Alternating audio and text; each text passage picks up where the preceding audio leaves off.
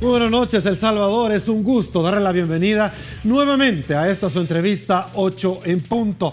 Esta noche, señores, vamos a conversar en estudio sobre diferentes temáticas. Por ejemplo, ¿qué esperar de un gobierno del partido FMLN, socialismo del siglo XXI? También vamos a ponderar los parámetros que trae nuestro invitado esta noche. Estaremos conversando sobre El Salvador ha caído en una categoría de un estado fallido y, por supuesto, también un tema infaltable, el rol de la política en un ambiente de crisis económica y social. En estudio vamos a conversar con el profesor Arturo Cruz, que por supuesto tiene un doctorado, es profesor del INCAE. Esta noche en segundos, en 8 en punto, quédese con nosotros. Antes, saludamos a Banco Agrícola, porque noche tras noche hace posible el primer segmento de la entrevista, 8 en punto. Y bueno, señores, rápidamente en estudio, ya lo habíamos adelantado, nos acompaña el doctor Arturo Cruz, profesor del INCAE. Doctor, un gusto tenerle en esta su casa, 8 en punto. Lo mismo digo yo. Arrancamos, si le parece, con el primer tema que ya habíamos adelantado a nuestros amigos televidentes, y es la pregunta que ciertamente está sobre el tapete. ¿Qué esperar, profesor Cruz, sobre un gobierno del FMLN? Y muchas personas me podrían decir, no, permítame, este es el segundo gobierno. Otras me podrían decir, no, este es el primer gobierno genuino o natural del FMLN. ¿Qué esperar? Bueno, a ver, ¿qué te puedo decir? El gran problema de El Salvador trasciende quién gobierna. Es decir, esta es una realidad que abrumaría al que estuviera en los cargos públicos. A partir del 96, independientemente de que uno pudiera alegar que El Salvador ha hecho las cosas muy bien en el tema económico, la realidad es que el crecimiento ha sido insuficiente. Con un crecimiento insuficiente vos tenés problemas tributarios. Al tener problemas tributarios, los ingresos no son lo suficientemente amplios para satisfacer las expectativas ciudadanas. Eso te genera frustración independientemente de quién gobierne. Y una de las preocupaciones que yo tengo con El Salvador es precisamente de que si de alguna manera la economía no se reanima, si de alguna manera la democracia representativa no demuestra que puede resolver, el problema no es del FMLN necesariamente, es un problema compartido con la sociedad política. Creo que afectaría a Arena, afectaría a todos los partidos, pero peor aún, afectaría a la democracia representativa. Lo que yo veo, sin embargo, como complicado en El Salvador en este momento es que la necesidad de consolidar una arquitectura política alrededor de una democracia representativa que fluya está en contradicción con la lógica electoral. Y de eso podemos hablar más adelante. Pero en tema de tu pregunta concreta, yo creo con toda objetividad que el FMLN tiene muy poco espacio para experimentar con una esfera pública de dimensiones exageradas.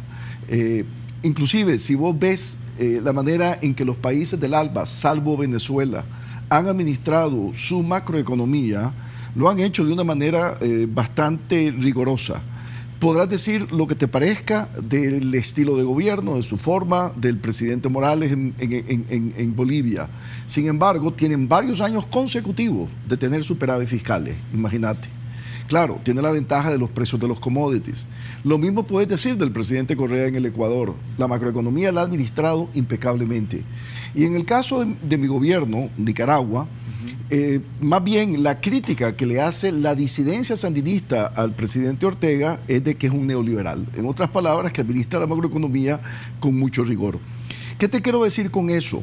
De que independientemente de que se llamen países del ALBA, me da la impresión que el único que tiene la capacidad, si vos querés, de manejar un gasto público bastante amplio y de ensanchar la esfera pública ha sido hasta la fecha Venezuela. Inclusive la propia Cuba está en un afán por ir compactando su esfera pública y darle mayor iniciativa a los privados. O sea que si vos sos los dirigentes de este partido que están gobernando en este momento y ves que la mayoría de los países del ALBA, que no tienen la abundancia de recursos que tiene Venezuela, están siendo muy modestos en cuanto a la ampliación de la esfera pública, me da la impresión a mí que algo parecido ocurrirá en El Salvador. ¿Cuál sería la recomendación, profesor Cruz, bajo su perspectiva, para este gobierno para salir adelante en un desarrollo sostenible? Mira, la verdad del caso es que yo creo que no es para este gobierno, es para la sociedad en su conjunto en El Salvador. Uno de los grandes problemas que que vos tenés en El Salvador es que su democracia representativa ha tenido un problema fundamental y es frecuencias electorales. Ustedes tienen una elección cada 22 meses de importancia relativa, con una sociedad política, con partidos que no tienen fronteras compartidas. En otras palabras, lo haces en un contexto de polarización. Y yo creo que, si bien es cierto, eso tiene una lógica electoral que uno pudiera alegar que tiene sentido, desde el punto de vista de la arquitectura política es muy disfuncional. ¿Qué es lo que yo espero después de 5 años de un gobierno pura sangre, como dirían ustedes, del FMLN? Que al final de estos 5 años, Arena se haya movido un poco más hacia el centro y que realmente reconozca que hay un espacio para la esfera pública. Y que el FMLN, por su parte, se mueva también hacia el centro y que reconozca que la iniciativa de los privados es fundamental para el crecimiento económico. Si después de 5 años vos lográs ese movimiento y tenés un FMLN que, según algunos de sus dirigentes, hace algunos años decían que no estaban dispuestos a ser parte del sistema, a ser parte del juego de la alternancia, ¿verdad? Con cierta repugnancia al concepto de socialdemocracia. Si vos lográs, en efecto, que el FMLN logre anclarse en el centro y que Arena se ancle en el centro y que por primera vez estos partidos tengan fronteras compartidas, yo soy un convencido que la mediación entre Estado y sociedad dentro de esta democracia representativa va a ser mucho más fluida. Muchos se preguntan, bueno, ¿por qué El Salvador, que en teoría ha hecho las cosas tan bien en el tema económico, al menos dentro de lo que muchos los economistas consideran es lo que hay que hacer, y sin embargo no crece económicamente? Y este es un tema que se da a partir del 96. Me da la impresión a mí que cuando vos tenés una sociedad hiperactiva electoralmente, en un contexto de democracia de partidos polarizados, es muy difícil de que vos tengas ritmos de inversión que sean los necesarios para que el crecimiento sea vigoroso. Ok, a mí me llama la atención, profesor, 2 temas en los cuales usted se ha referido. Uno de estos es que tenemos elecciones muy frecuentes, y es que véalo usted, en alguna medida esto se generan flujos importantísimos bajo la economía porque hay que auspiciar las elecciones, la democracia es cara, pero que ciertamente genera algún tipo de resistencia o expectativa al tema de invertir, no solamente nacional o internacional, por lo que ha de venir. Pero es la única posibilidad que los salvadoreños nosotros tenemos, y por favor, si su concepción es diferente me corrige, que los partidos políticos hagan bien las cosas, porque raramente cada vez que se acercan las elecciones la maquinita, por ejemplo, de hacer leyes de la Asamblea Legislativa se acciona porque quieren quedar bien, y lo que deben de hacer bien en los 3 años lo empiezan a hacer bien, como por ejemplo el tema de la institucionalidad. Bueno, yo estaría de acuerdo contigo en teoría si es que tenés una sociedad política con fronteras compartidas. Pero cuando vos tenés una sociedad política que está tremendamente polarizada y que básicamente la expectativa es de que si viene un cambio de gobierno, por muchos años se creía que venía la debacle, te podés imaginar si vos sos un privado que tenés que tomar decisiones de qué hacer con tus ahorros, que definitivamente te vas a paralizar. Y por eso es que vos ves unas tasas de inversiones tan modestas. Pero también, si bien es cierto, la democracia electoral y su frecuencia tiene grandes virtudes, también tiene grandes problemas. Y te digo lo siguiente. Por lo general, los ciclos electorales, si son demasiado frecuentes, hacen muy difícil que los partidos políticos, que la sociedad política esté dispuesta a tomar decisiones de largo plazo, que son difíciles, pero que son las que te dan futuro. Por lo general se centran en la inmediatez. Y no hagamos de los políticos diablos y de los ciudadanos ángeles. La verdad del caso es que hay más complejidad. Y por lo tanto, yo me pregunto muchas veces si ciertas medidas que no tienen sustento en el tiempo son empujadas por la demanda y no tanto por el lado de la oferta. Por eso es que si vos estás en una consulta electoral frecuente, ¿verdad?, en una sociedad que tiene partidos que no coinciden en lo fundamental, donde el contexto es de polarización, eso va a tener una incidencia tremenda en la cuestión de las decisiones de los privados a la hora de invertir. Pero además de eso, la mayoría de los actores en la sociedad política van a ver lo que es electoralmente rentable, lo que no quiere decir que es necesariamente saludable para el país. Ok, me encantó ese último dicho, y yo le devuelvo obviamente con otro dicho esa frase. Los políticos en nuestro país no es un convento, pero hay que tener cuidado que se vuelva un prostíbulo. Sin duda. ¿Por qué le hago esa aseveración? Precisamente porque usted ha dicho los partidos políticos no tienen fronteras compartidas. Para efectos de ilustración, me gustaría que lo explicara por qué. Porque pareciera que esas fronteras se acercan únicamente bajo los intereses mismos de los partidos políticos y no del conglomerado social? A ver, la democracia representativa está supuesta a descansa en la capacidad de partidos políticos de mediar entre las demandas de los ciudadanos y el Estado. Ahora bien, ¿qué es lo que hemos visto en el siglo XXI, objetivamente hablando? De que la ciudadanía reclama y reclama y reclama porque sus expectativas son cada vez mayores. Están más urbanizados, hay grupos de presión que tienen densidad de organizaciones, hay un sentido de igualdad entre nosotros que no existía años atrás y por lo tanto lo que los politólogos llamarían la política como la distribución de lo escaso, entiéndase el manejo del presupuesto, ¿verdad?, se vuelve sumamente difícil. Sobre todo porque exigimos, pero no damos los insumos para que verdaderamente esas exigencias se cumplan. Me refiero a los insumos tributarios. Y ese no es un problema solamente que estás viviendo en El Salvador, lo vivís en el mundo entero. Es impresionante el país que vas y cuál es la discusión del momento. El presupuesto, la insuficiencia fiscal, el tema de la deuda, la incapacidad de ponerse de acuerdo para realmente ver cuál debe ser el ámbito de acción del Estado, cuáles deben ser sus responsabilidades, qué le corresponde al mercado, y una vez que decidimos cuáles son los bienes esenciales que el Estado debe ofrecer, ¿cuánto cuesta? ¿Quién lo debe pagar? El tema de la progresividad. Ahora, hemos hecho un fetiche, y digo fetiche, fíjate bien, del tema de la honradez en la gestión pública. Yo te puedo apostar que si los políticos fueran ángeles, lo que no son, ¿verdad?, y aquí no hubiera el menor margen de corrupción, todavía las demandas superan, ¿verdad?, los ingresos tributarios. Entonces, vos tenés una situación en que por años este es un país que registra déficits fiscales, tiene un endeudamiento público que ya preocupa, y si llega el momento de tomar decisiones difíciles, porque se vuelven impostergables. Pero esas decisiones difíciles definitivamente van a afectar al partido que le está tocando gobernar en este momento. Y no es que estoy queriendo hacerle una apología al partido que está gobernando en este momento, porque creo que si de alguna manera el gobierno del FMLN, fíjate bien, no es exitoso, no solamente va a perder el FMLN, creo yo que va a perder Arena, pero peor aún va a perder la democracia representativa, porque el salvadoreño se va a empezar a decir, ¿para qué sirve la democracia? Ok, doctor, partamos de la premisa de que el gobierno, la cosa pública del Estado, no genera riqueza, sino que el rol de este es generar o articular cualquier tipo de facilidades para que los inversionistas, tanto nacionales como extranjeros, vengan a invertir a nuestro país. Partiendo de esa aseveración, estamos llegando a 100 días de gobierno del partido FMLN. Por alguna razón, 100 días constituyen un término para hacer una evaluación que la oposición así lo franquea. ¿Cómo ha visto la relación de este gobierno con la empresa privada? Bueno, es que aquí viene el tema. Cuando empezamos la discusión era, bueno, ¿cuáles son las probabilidades de que el FMLN pueda experimentar con una suerte del socialismo del siglo XXI? Creo que cero, honestamente. ¿Por qué? Porque Venezuela está en una situación bastante compleja, independientemente de sus riquezas.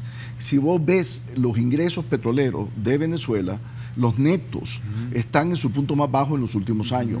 Por otro lado, déficit fiscal es complicado y es una situación tan compleja y tan difícil que por primera vez el gobierno venezolano se atreve, en el contexto del chavismo, a empezar a considerar la posibilidad de hacer algo en cuanto al subsidio al consumo interno del petróleo. Para que tengamos una idea, en Venezuela se consumen cerca de 740 a 780 mil barriles al día. Eso es el equivalente de tirar el petróleo a la calle, ¿verdad? Eso representa en el año un subsidio de 26 mil millones de dólares, una cosa impresionante. Ahora bien, Venezuela, este gobierno que se caracteriza por su populismo, distribuir sin pensar en el futuro, ¿verdad?, en cuanto a la sustentabilidad de esa distribución, de repente está diciendo, estudiamos la posibilidad de reevaluar un incremento en el precio de la gasolina, que fue obviamente lo que le causó el gran problema a Carlos Andrés Pérez en el 89. Eso te da una idea de lo difícil de la situación venezolana. Creo que El Salvador vino tarde a la fiesta. Lo más probable es que la relación Venezuela-El Salvador se va a limitar a los 7.000 barriles diarios que de alguna manera tienen en una relación con las alcaldías. Eso es un tema fundamental de entender. Otra cuestión que yo creo que es importante de entender, de que quién es entonces el que te puede generar crecimiento económico, quién es el que puede realizar las inversiones, más allá de la esfera pública, obviamente los privados. Y los privados son los empresarios. Por eso es un sine qua non buscar un entendimiento. Ahora, la pregunta es si los empresarios que se han caracterizado por estar asociados con la otra corporación están interesados en un momento como este, donde hay una lógica electoral que sigue exigiendo la polarización, por desgracia, por las elecciones de marzo, están interesados en encontrar ese entendimiento. Ahora, si vos lo ves desde el punto de vista electoral, obviamente Arena debe estar bailando en un pie. ¿Por qué? Tenés sequía, tenés precio de los frijoles, ¿verdad? Tenés una situación este año de crecimiento que va a estar otra vez, según los estimados del Fondo Monetario, por debajo del 2% y siempre con la insuficiencia tributaria. Y una Venezuela que la van a utilizar para asustar, pero que no da absolutamente nada más allá de lo establecido. Ok, quiero estirar el tiempo en este primer bloque porque es conditio sine qua non, como usted lo dijo. Yo soy abogado, usted es economista. Sin embargo, politólogo, ok, sí. Pero me dijo anteriormente profesor, y así lo vamos a llamar. Algo que me llamó muchísimo la atención es lo que usted decía. Vamos a ver si la empresa privada está aliada con la otra corporación. Y yo le quiero hacer una pregunta tajante, directa, frontal. ¿Es la empresa privada en este país la que se queja que no existen las condiciones idóneas para desarrollarse e invertir? Y se van a otro país como Nicaragua, como Honduras, Panamá, etcétera, ¿o realmente es una broma macabra la que le están haciendo al gobierno en turno? Así de fácil. Bueno, tu pregunta obviamente es sumamente directa, como tú muy bien lo dices. Ahora, lo que sí es un hecho es que a partir del 96, El Salvador, independientemente de quién la gobierna, no ha demostrado una capacidad para un crecimiento vigoroso. Tan es así que FUSADE ha invertido en estudios de primer orden sobre el tema, se ha contratado a gente como Sebastián Edwards, el gran economista de UCLA, tenés otros economistas de Harvard, pues extranjeros, y se preguntan por qué El Salvador no crece. Inclusive en un momento dado, ¿verdad? Simple y sencillamente la conclusión a la que llegaron es que no había oportunidades de inversión, lo cual me parecía a mí una conclusión bastante dura. Ahora, o sea que alegar que los gobiernos recientes son la causa del por qué el país no se presta para la inversión, me parece a mí un poquito tal vez atrevido. No hay duda alguna de que ha habido mucho más tensión, ¿verdad? Y es una tensión que ojalá se administre. Pero a lo que voy yo es que la empresa privada de este país se debe identificar más con la arquitectura política que con un partido. ¿Qué es lo que le conviene a la empresa privada de El Salvador? ¿Qué le conviene a los salvadoreños? Que después de 5 años, cuando vos viajas al FMLN, vos viajas a un instituto político que está dentro del sistema de la democracia representativa y que cree en la alternancia. Y que básicamente, si lo vas a definir, no lo vas a definir ya como izquierda dura, fuera del sistema, sino que lo vas a definir como socialdemocracia. Y por otro lado, una Arena que pudiéramos alegar de un liberalismo más amplio, donde ambos coinciden en lo fundamental de lo que es ámbito de acción del Estado y de lo que debe ser la carga tributaria y dónde están las responsabilidades, inclusive dónde se deben hacer los ajustes. El problema es que si yo soy Arena, electoralmente hablando, yo no le quiero ayudar en nada al FMLN hasta marzo. Pero mi argumento es esto: en condiciones normales está bien, pero es que El Salvador no está en condiciones normales. Este es un país donde definitivamente este quinquenio es de una gran relevancia para su futuro y por lo tanto, cuidado que hay que trascender la lógica electoral de la polarización. Perfecto, señores, vamos a exprimir al doctor Cruz esta noche. De eso nos vamos a encargar acá. Antes, otra pausa, la primera pausa comercial en 8 en punto. Regresamos con más.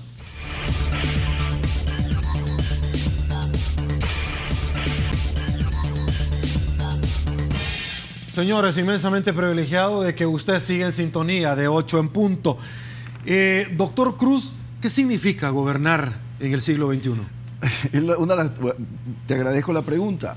Lo que sí que te quiero... A ver, en el siglo XXI, ¿qué es lo que vos tenés? Son ciudadanos con expectativas de consumo muy altas, urbanizados, ¿verdad? Con capacidad de organización para poder reclamar por sus exigencias, con un concepto de igualdad muy marcado. En un momento, sin embargo, mira qué interesante, donde las tasas de crecimiento económica en los países más desarrollados se caracterizan por ser más modestas y porque los ciclos de crecimiento ya no son tan prolongados y definitivamente generando una situación en esos países donde la distribución del ingreso se ha vuelto más desigual. Pero además de eso, con una situación donde los niveles de endeudamiento, aún en los países más desarrollados, están llegando a un punto donde no son sostenibles. Y por eso es que se ven obligados a tomar decisiones difíciles, que en esencia representa recortar el consumo, recortar lo que el Estado puede hacer por vos. Te voy a dar, sin embargo, entonces, claramente el siglo XXI es mucho más difícil la gobernanza que hace 60 años. Te puedes imaginar lo que era distribuir en 1950 en El Salvador. Era muy fácil, perdóname que te lo ponga así. La mayoría vivía en el campo, las expectativas de los salvadoreños eran muy modestas y definitivamente el tema de la mediación Estado-sociedad no tenía las complejidades de hoy. Hay dos politólogos que yo tengo devoción. David Easton, que es un politólogo que acaba de morir casi a los 100 años, que caracterizaba la política como la distribución de aquello que es escaso entre los organizados. Obviamente, cuando el escaso se torna más escaso, los organizados son más, las exigencias son mayores, esa distribución se va a volver más difícil. Por eso te decía que el siglo XXI es más complicado. Pero además de eso, Fukuyama, el gran Fukuyama, en uno de sus recientes ensayos dice que gobernar, independientemente del gobierno o de su naturaleza ideológica, es básicamente dos cosas: recursos y ejecución.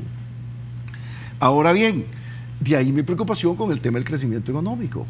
Y yo soy un gran convencido de que cuando vos tenés crecimiento económico, el tema tributario se te vuelve más fácil. Ahora, mira el caso panameño, que no te estoy diciendo que es el caso nuestro. Panamá tiene dos grandes ventajas en los últimos años, que ha crecido a unos ritmos espectaculares y las rentas del canal.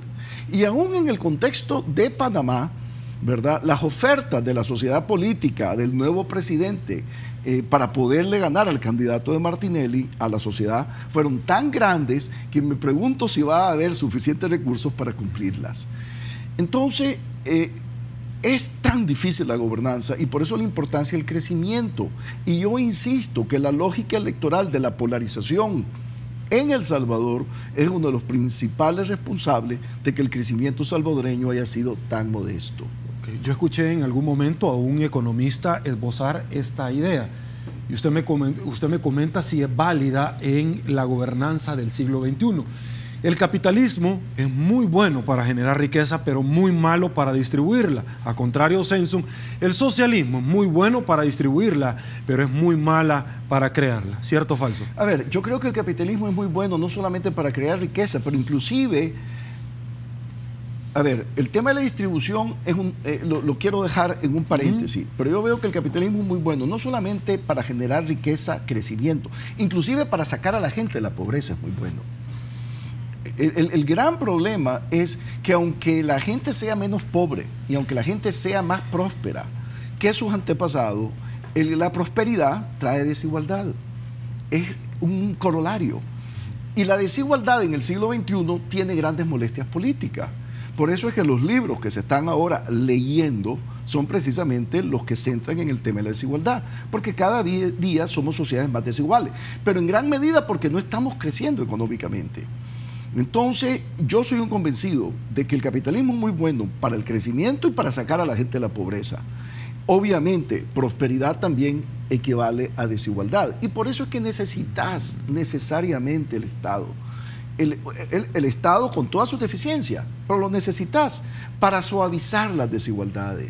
Y por eso es que es importante estar claro cuál debe ser el ámbito de acción del mismo. O sea, ¿qué tiene que hacer el Estado en términos de ciertos bienes esenciales?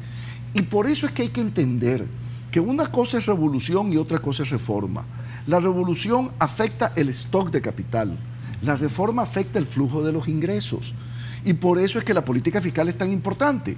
De ahí que un empresario que empiece a despotricar contra los impuestos, independientemente de que yo soy un gran creyente que puede haber exceso de impuestos, es ir contra su supervivencia.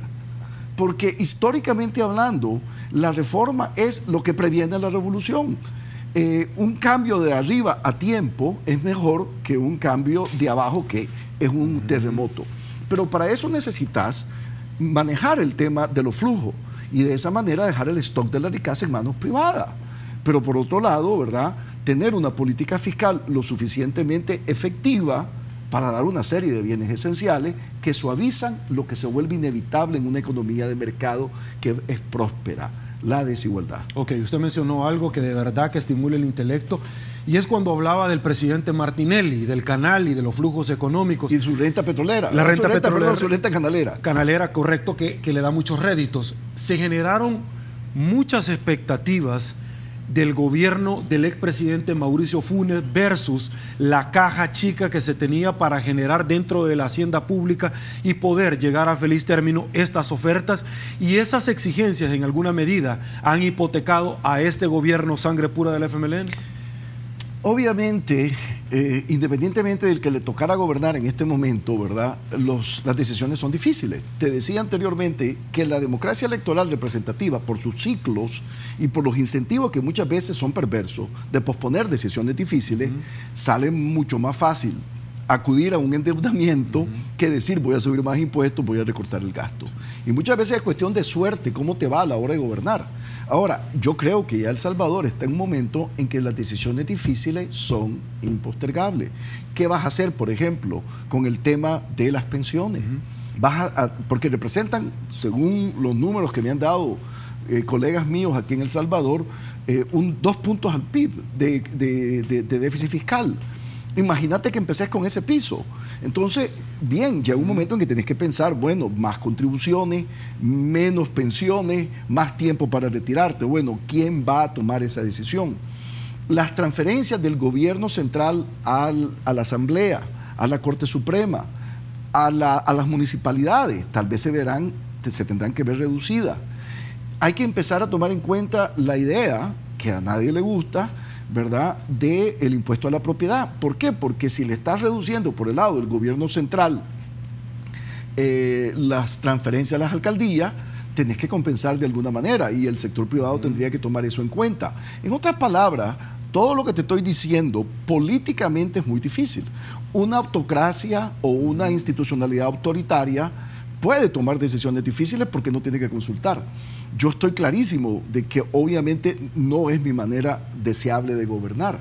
Entonces, ya que queremos gobernarnos en una democracia representativa, es importante que los partidos coincidan en estos aspectos fundamentales. Y por eso, platicando con alguien que yo respeto muchísimo, con Mauricio Chusí, aquí en El Salvador, él habla de este acuerdo nacional, que incluya reformas en pensiones, el tema de contraer, de compactar las transferencias, lo que te estaba diciendo anteriormente del impuesto a la propiedad. Inclusive él estaba hablando de hacer un ajuste en el tema del IVA, por un sinnúmero de razones que no tienen que ver necesariamente con la recaudación tributaria, que tienen que ver con el hecho de que el crecimiento de este país es sobre consumo, importaciones con poco valor agregado, porque ahí están los incentivos. Y estamos llegando a un momento en que me estaban comentando otros amigos economistas de El Salvador que no son simpatizantes del gobierno del FMLN, de que ya tu déficit en cuentas corrientes no lo podés cubrir con tus remesas y además de eso tus inversiones acá extranjeras no han sido lo que se esperaba. Entonces llegó el momento de tomar estas decisiones. Obvio, si tenés elecciones en marzo del 2015 y vos sos Arena, ¿por qué le vas a ayudar al FMLN a llevar, a hacer esta tarea? Bueno, mi argumento y el argumento de muchos es porque el país en este momento lo necesita. Y que definitivamente es la importancia de fortalecer la arquitectura política y empezar a crear una nueva lógica electoral, donde las emociones anclas no sean ni el miedo ni el resentimiento. Porque esas han sido las emociones anclas de ustedes como sociedad en temas electorales, que ha venido a alimentar todavía más la desconfianza. Ok, el miedo y el resentimiento, parto de esa aseveración para articular la próxima pregunta. Y es que en alguna medida a veces se vende terror por algunos actores. Y se vende terror, por ejemplo, usted habló del tema tributario, habló de la reforma fiscal, habló de las alcaldías, y hablar de las alcaldías y el tema tributario está invívido a hablar de ALBA. Muchas personas aseguran, señores, Maduro se muere, Daniel Ortega se muere, se va del poder, o simple y sencillamente el tema ALBA ya no es acogido por los países cómo hasta este momento se realiza. Usted dijo, mire, llegamos tarde al tema de Alba, pero ¿qué le parece también Petrocaribe? Es que Petrocaribe también, bueno, Alba obviamente pretende ser algo más que Petrocaribe, pero Petrocaribe también está en un momento, insisto, mira, a ver, la producción petrolera de Venezuela en 1998, un año antes de que asumiera el gobierno el presidente Chávez, estaba en 3.5 millones de barriles. Hoy está en 2.7, 2.8, con un consumo interno de casi 800.000 barriles. Entonces, tenés una situación muy complicada, porque el modelo venezolano está basado en una distribución sin límites, ¿verdad? Entonces, y de ampliar la esfera pública, una esfera pública que genera déficit fiscales. Y por otro lado, esto no sería tan problemático si en efecto lo que nos dicen los miembros del gobierno del presidente Maduro, para el 2019 ellos van a estar en 6 millones de barriles. Ahora, los estimados independientes del gobierno de Maduro, estudios que ha hecho la Universidad de Harvard y otros centros de pensamiento, lo ubican en 3.2. Entonces, no hay duda alguna, ¿verdad?, que Venezuela no está en posibilidad ahorita de adoptar a El Salvador con la misma generosidad que adoptó a Nicaragua, por ponerlo así. Inclusive es interesante, yo soy un convencido de que el presidente de Honduras, que no es de izquierda bajo ningún punto de vista, anda viendo cómo recupera la cuota que se le había dado a Abel Zelaya de los 20.000 barriles diarios. Y eso que es un hombre que está en la derecha. Pero es que vuelvo a insistir, gobernar es recursos y ejecución, ¿verdad? Y seamos francos, te podéis imaginar de que El Salvador tuviera un arreglo petrolero con Petrocaribe que le facilita verdaderamente manejar sus números tributarios. Inclusive, si yo soy empresario, hasta cierto punto me parece una propuesta interesante. ¿Por qué? Porque le quita la presión al gobierno de ponerle impuesto a ellos. Bueno, aquí han venido empresarios exitosos como don Jorge Sabla y han dicho que pues, él no tiene ningún problema en el tema Petrocaribe. Adicionalmente, se menciona la negociación de la deuda con aquel país del Cono Sur. Lo que pasa es que yo no veo la deuda salvadoreña. La deuda salvadoreña vale, no es como la deuda argentina, que no vale. Entonces, en el caso de aquí, yo creo que no va a prosperar esa iniciativa. E insisto, Venezuela en este momento no está para tener la misma generosidad que tuvo en ciertos momentos, sobre todo tomando en cuenta que el presidente Maduro, su legitimidad descansa en la capacidad de distribuir exclusivamente. No tiene el carisma electoral que tenía Chávez. Chávez gobernó con precios altos, es cierto, pero también gobernó con precios bajos.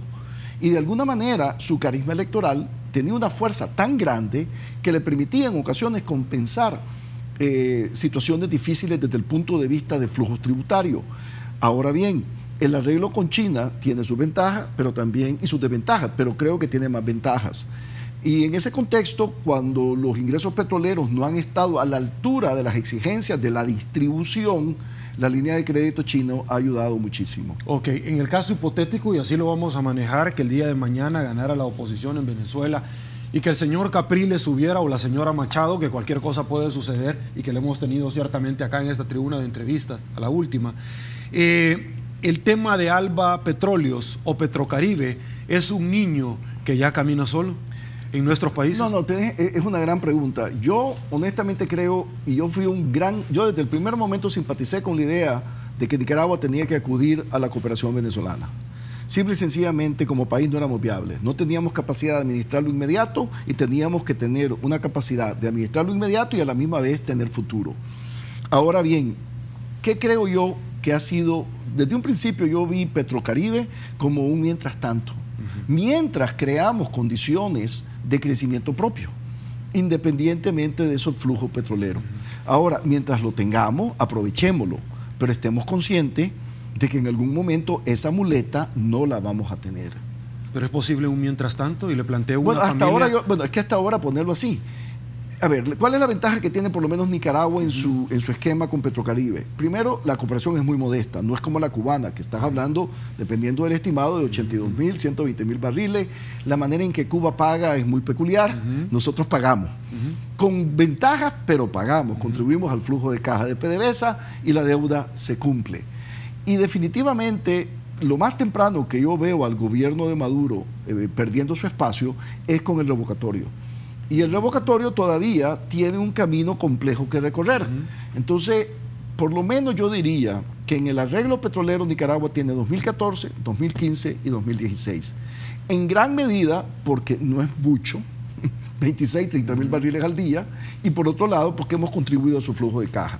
Si el revocatorio, por X motivo se da, fuese exitoso y entra a gobernar, no estoy tan claro si Capriles, pero porque Capriles lo veo un hombre con mayor capacidad para manejar los claros oscuros.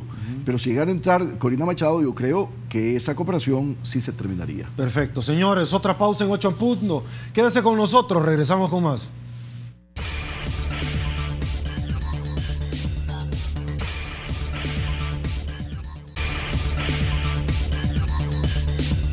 Señores, estamos de regreso. Muchísimas gracias por la cantidad, señores, de preguntas que ustedes están realizando esta noche y vamos a tratar de evacuarla en la medida de lo posible. Una de las preguntas que yo tenía acá, profesor, es ¿cómo evitar dentro de una sociedad políticamente débil que por ahí de pronto se empiece a colar un líder mesiánico que le venda a la gente un poquito de redención? Y no tiene que ser un mesiánico de izquierda necesariamente, hay mesiánicos de todo tipo. Y además hablar de izquierda y derecha en el siglo XXI también resulta muy difícil, ¿verdad? Ya, la verdad es que no sé cómo diferenciarlo, porque vuelvo a insistir, ya gobernar es, una vez más, recursos y ejecución. Pero a ver, las sociedades, ¿dónde hemos tenido la figura del mesiánico? Precisamente en Venezuela, por ejemplo, donde su sociedad política, que era muy fuerte en un momento dado, los adecos, los copellanos, perdieron su legitimidad social. Entonces surge una figura que le promete al venezolano de que la riqueza del país él la va a distribuir mejor, de manera justa y efectiva. En Correa, en Ecuador, ¿qué le había pasado a los partidos políticos en Ecuador? Habían colapsado. Entonces, en cierta forma, Correa surge como el antipartido, ¿verdad? Como el individuo que va a ser justo y efectivo, una vez más, en la tarea que le corresponde a los partidos. Mira Bolivia, la fragmentación de partidos en Bolivia era increíble, ¿verdad? Vos ganabas elecciones con el 22.5% de los votos. ¿Te imaginas cómo podía gobernar con semejante capital político tan reducido? Entonces, en cierta manera, Evo es esa figura. En el caso mismo de Colombia, lo que pasa es que Uribe es alguien que nos gusta, pero Uribe es otro mesiánico que surge producto del colapso de la sociedad política. Y fue tan mesiánico que se quiso quedar por tercera vez. Y ahí sigue siendo, después de haber sido un muy buen presidente, en mi criterio, un pésimo expresidente hoy, porque su tarea ha sido socavar la gestión de Santos, lo cual es terrible, ¿verdad? Y eso que es de su partido, históricamente hablando, un partido que también se vuelve a fragmentar. Entonces, ¿cuál es mi temor? Que el mesiánico no está asociado a una filosofía política, está asociado al oportunismo, a esos vacíos que dejan los partidos cuando se debilitan.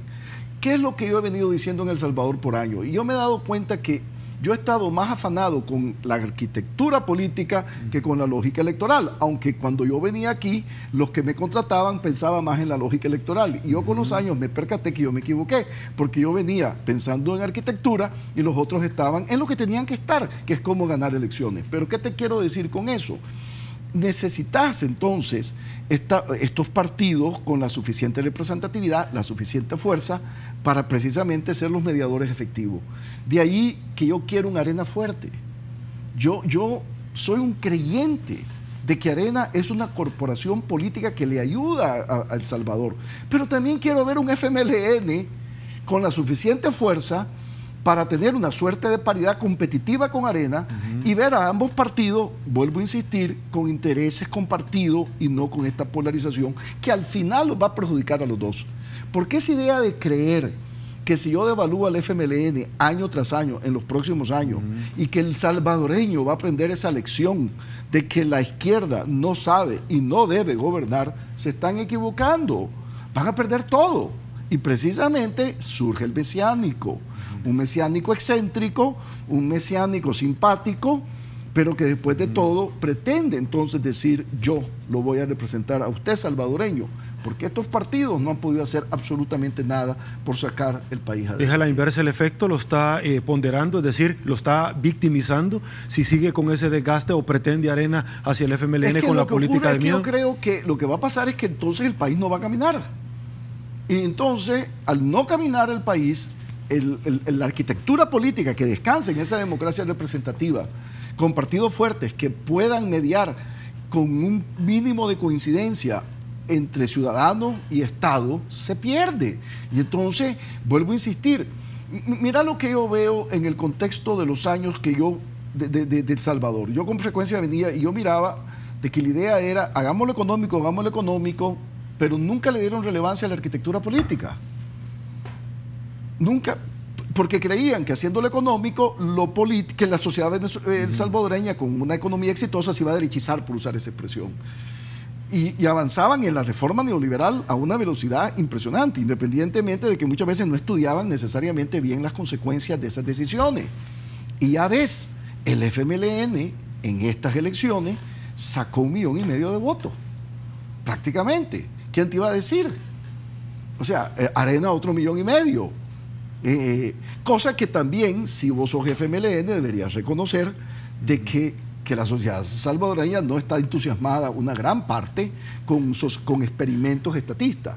Inclusive que los propios votantes del FMLN no creo que estén entusiasmados con experimentos estatistas. Ok, debo de preguntarle, doctor, porque prácticamente el dibujo va agarrando forma. Si Arena mantuvo ese discurso de desgaste, pero lejos de eso, lo que hacía era vigorizar al partido del FMLN, ¿podríamos considerar, esta es una pregunta mía, al expresidente Funes como ese líder mesiánico? 1. Y 2, aquí los deseos se hacen realidad. César, muchísimas gracias por tu pregunta. Él dice, desearía que el doctor Cruz me diga cuáles países de la izquierda del siglo XXI son exitosos, ya que Venezuela y Ecuador hoy por hoy están mal. 2 preguntas. Bueno, Venezuela está mal, pero no puede decir lo mismo de Ecuador económicamente. Políticamente es otro tema, y fíjate bien, pero indiscutiblemente cuando vos ves las tasas de crecimiento económica de Ecuador o de Bolivia, y tomando en cuenta sus números macroeconómicos, la solidez fiscal, claro, han tenido suerte en el caso de Bolivia con los precios de los commodities, pero independientemente de eso, por primera vez Bolivia tiene muchos años consecutivos con superávit fiscales. ¿Quién te iba a decir a vos que Evo Morales iba a ser capaz de eso?